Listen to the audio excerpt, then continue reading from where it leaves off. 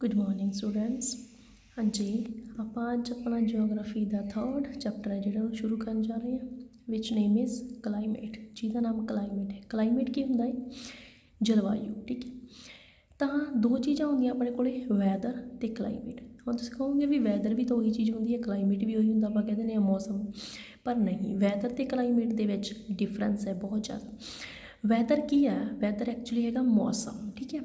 It stands for actual atmospheric condition for a short period जिमें एक दिन का एक वीक का उन्होंने आप वैदर कह दें, मौसम कह दें। जे मान लो भी अज रेन हो रही है, आप कहते रेनी डे आ, ਜਾਂ बहुत ज़्यादा धुप्प निकली है तो आप कहते हैं भी कितना हॉट डे आ। हो सकता है जे भी दिने धुप्प निकली है तो शाम को जोड़ा है बारिश होने लग जाए तो रेनी हो जाए।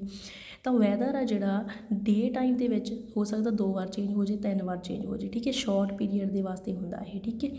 अगे आ गया क्लाइमेट होंदा जलवायु, ठीक है। किसी जगह का लंबे समय का जो एटमोसफेरिक कंडीशन है किसी जगह की उन्होंने आप कहने हैं क्लाइमेट, ठीक है। लॉन्ग टाइम की जिमें 35 to 40 ईयर अगो की जे आप गल करिए तो जिमें हम अपने इंडिया के 6 मंथ तक जी हैगी आप कह दें अप्रोक्सीमेटली 6 मंथ तक समर होंदा है ना, 6 मंथ तक विंटर होंदा है, तो वो क्लाइमेट है। तो जे आप कहिए भी मॉर्निंग जोड़ा अपना टैंपरेचर घट सीगा शाम को वध गया तो वो वैदर है, ठीक है। वैदर तो क्लाइमेट के पहला डिफरेंस होना आना तुहानूं बहुत ज़्यादा जरूरी है। जे हुण इंडिया दे जो क्लाइमेट की गल करिए तो ये तो बहुत सारिया वेरीएशनस पाई जांदियां, जिमें लैंगुएज के वेरीएशन पाई जांदियां अलग अलग पार्ट के उवें वैदर के भी क्लाइमेट के भी जिहड़ियां हैगियां वेरीएशन पाई जांदियां। ये आपां किवें जज करांगे इहनूं, दो जिहड़े हैगे अपने एलीमेंट दे नाल, टैंपरेचर तापमान ते पैरिस्पेशन मतलब रेनफॉल, ठीक है। दो तरीके नाल आपां जज करांगे जो वराइटीज़ आ, ठीक है, क्लाइमेट दियां एक पार्ट तो दूजे पार्ट दियां। हुण देखिया जाए तो सब तो पहले इधर देखो तुसीं राजस्थान दे विच टैंपरेचर की है 48 degree Celsius to 50 degree Celsius तक का है, ठीक है। उस टाइम का ही सेम जो टैंपरेचर आप जम्मू कश्मीर के देखते हैं तो 22 डिग्री सैल्सीयस है, ठीक है। सेम वैदर का सेम जी हैगी सॉरी क्लाइमेट का, ठीक है। जे हुण उस तो बाद आप गल करते हैं केरला की साउथ के तो केरला है जोड़ा ट्रॉपिकल क्लाइमेट होंदा इत्थे, ठीक है। तो जे जोड़ा है इत्थे ट्रॉपिकल है तो इधर पंजाब दे विच कॉन्टीनेंटल है। कॉन्टीनेंटल मतलब कि ना ज़्यादा गर्म है ना ज़्यादा ठंडा है, ठीक है। वधिया जा क्लाइमेट है जोड़ा इत्थे पाया जाता। दसंबर के मंथ दे विच कारगिल दे विच जो टैंपरेचर है -40 डिग्री सैल्सीयस तक का होंदा है, माइनस विच जाता है। तो जदों कि यही गल आप केरला के करिए तो केरला के सेम मंथ दसंबर के मंथ के 20 डिग्री सैल्सीयस तो 22 डिग्री सैल्सीयस तक का टैंपरेचर जोड़ा वो देखा गया है दसंबर के मंथ के। देखो कितनी ज़्यादा वेरीएशन है टैंपरेचर के भी, ठीक है। जे हुण सेंटर वाले पार्ट की गल करिए, सेंटर वाला पार्ट अपना की सी आप डिवीजन पहला भी कर चुके हैं, पेंसुलर प्लेट्यू, ठीक है। पेंसुलर प्लेट्यू के मोर दैन 20 डिग्री तक सैल्सीयस तक का टैंपरेचर है। क्यों? क्योंकि it is away from the sea, ठीक है। समुद्र तो दूर होने करके ज़्यादा जी हैगी है गर्म प्लेस मनी जाती है। जे डे नाइट के फर्क की गल करिए तो डे नाइट के फर्क दे अंडेमान निकोबार द्वीप समूह, लक्षद्वीप द्वीप समूह के विचे जोड़ा है केरला लैके लक्षद्वीप तो अंडेमान निकोबार तक का जोड़ा डे नाइट का फर्क है वो 7 डिग्री टू 8 डिग्री सैल्सीयस तक का हो सकता है, ठीक है। तो हुण जे ये गल आप इधर राजस्थान के करिए तो राजस्थान के डिफरेंस है जोड़ा 25 degree Celsius to 30 degree Celsius का है। मतलब कि इत्थे अप्रोक्सीमेटली डे का जोड़ा अपना टैंपरेचर आ वो 50 डिग्री सैल्सीयस होगा तो नाइट का टैंपरेचर है जोड़ा वो 20 to 25 डिग्री सैल्सीयस तक होगा। डे नाइट के भी इन्नी ज़्यादा वेरीएशन होंदी आ जो टैंपरेचर के। जे हुण पैरिस्पेशन की गल करते हैं मतलब रेनफॉल की गल करते हैं तो हिमालय रीजन के ठीक है स्नोफॉल होंदी है, सारा साल बर्फ नाल ढकिया रहिंदा है। तो इत्थे जिहड़ा हैगा जो स्नोफॉल होंदी है वर्खा भी जिहड़ी हैगी ज़्यादा होंदी है, ठीक है। ये कंपैरिजन जे आप इधर पूर्वांचल वाले एरिए दे विच जाइए तो इत्थे सब तो पहला मानसर है जो आह वाले एरिए दे विच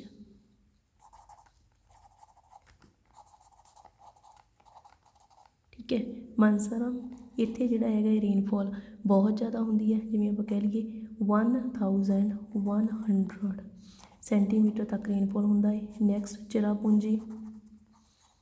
ਚਿਰਾਪੂੰਜੀ ਦੇ ਵਿੱਚ ਵੀ ਬਹੁਤ ਜ਼ਿਆਦਾ ਰੇਨਫੋਲ ਹੁੰਦੀ ਹੈ, ਠੀਕ ਹੈ।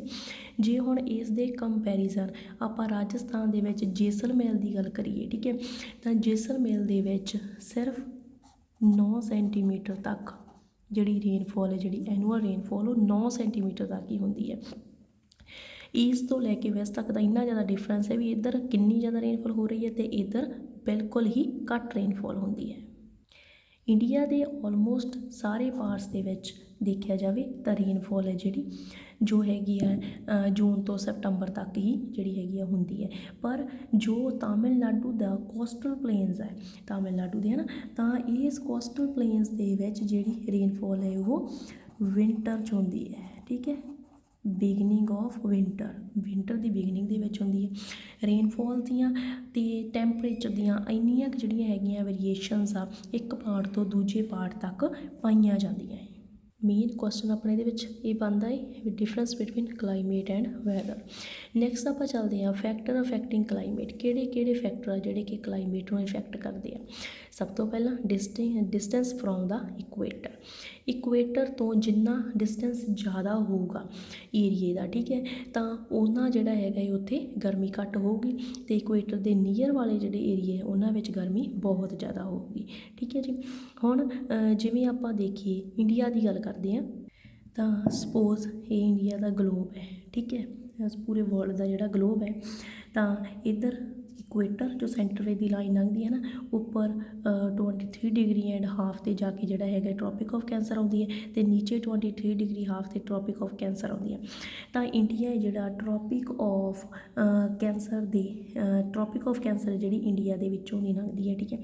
ਇੰਡੀਆ ਇਕੁਏਟਰ ਦੇ ਨੀਅਰ ਅਬਾਊਟ ਹੋਣ ਦੇ ਕਰਕੇ ਇੱਥੇ ਜਿਹੜਾ ਹੈਗਾ ਕਲਾਈਮੇਟ ਹੈ ਜਿਹੜਾ ਆਪਾਂ ਸਾਊਥ ਦਾ ਕਹਿੰਦੇ ਹਾਂ, ਤਾਂ ਉਹ ਕਲਾਈਮੇਟ ਇੱਥੋਂ ਦਾ ਗਰਮ ਹੈ, ਠੀਕ ਹੈ।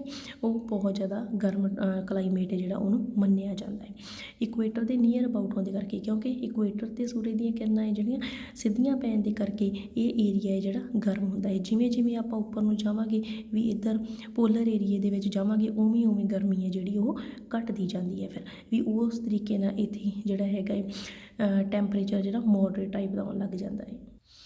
ਦੂਸਰਾ ਆਪਣਾ ਪੁਆਇੰਟ ਹੈਗਾ ਕਿ ਹਾਈਟ ਅਬਵ ਦਾ ਸੀ ਲੈਵਲ।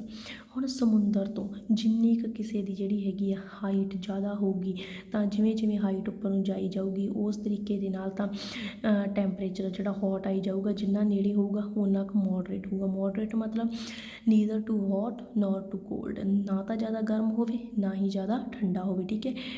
ਜਿਹੜਾ ਹੈਗਾ ਮੀਡੀਅਮ ਜਿਹੇ ਟਾਈਪ ਦਾ ਮੋਡਰੇਟ, ਜਿਵੇਂ ਹੁਣ ਅਰੇਬੀਅਨ ਸੀ ਹੈ ਨਾ, ਅਰੇਬੀਅਨ ਸੀ ਜੋ ਇੰਡੀਆ ਦੇ ਪਾਰਟਸ ਅਰੇਬੀਅਨ ਸੀ ਦੇ ਨੇੜੇ ਲੱਗਦੇ ਆ ਹੈ ਨਾ, ਉਹਨਾਂ ਦੇ ਵਿੱਚ ਜਿਹੜਾ ਹੈਗਾ ਮੋਡਰੇਟ ਕਲਾਈਮੇਟ ਹੋਊਗਾ।